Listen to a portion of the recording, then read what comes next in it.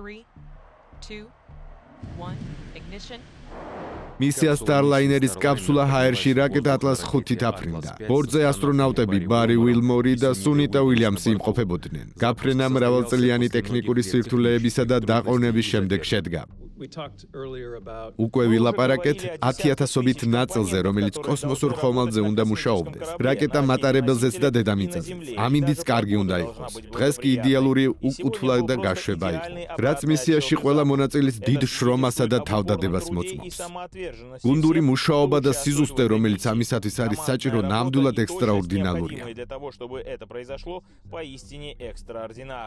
გაშვების შემდეგ 27 საათში Starliner-ი კოსმოსურ სადგურთან წარმატებით შეპირაპირდა. მართალია ამ დრომდე მისიას ზოგიერთ პრობლემასთან შეჩეხება მოუხდა. ფრენის დასაწყისში რამდენიმე რეაქტიული ძრავის მისამართი სისტემა გაითიშა, რამაც კოსმოსური ხომალდის ნავიგაცია გაართულა. ამას გარდა ჰელიუმის გაჟონვა აღმოაჩინეს, რის გამოც NASA-მ და Boeing-მა საგანგებო მდგომარეობის სპეციალური პროტოკოლი აამოქმედეს.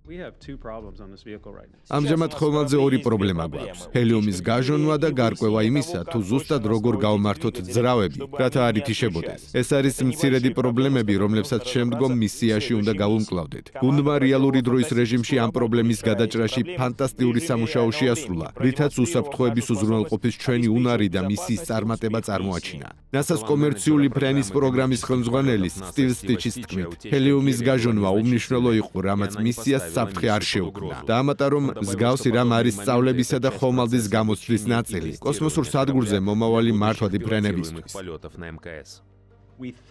ახლა ვარკვევთ, თუ რას შეეძლო ძრავების გათიშვის გამოწვევა. ჯერ ზუსტად არ ვიცით. შესანიშნავი გუნდი გვყავს, რომელიც ამ პრობლემაზე მუშაობს. მნიშვნელოვანია ის, რომ ამგვარ გაუმართავობასთან საბრძოლველად მრავალი სისტემა თუ შესაძლებლობა გვაქვს. კოსმოსური სადგურის ბორტზე ასტრონავტებს გულთბილად დახვდნენ, სადაც 8 დღის განმავლობაში სხვადასხვა ცდებს ჩაატარებენ. პროგრამის ამ საფეხურზე მისაღწევად Boeing-სა და NASA-ს თავდაპირველად დაგეგმილზე $1.5 მილიარდ გაცილებით მეტის დახარჯვა მოუხდათ. მთლიანობაში კონტრაქტის თანხა, რომელიც NASA-ს ასტრონავტების მონაწილეობით 2 მართვად მისიას მოიცავს, $4 მილიარდ მეტს შეადგენს.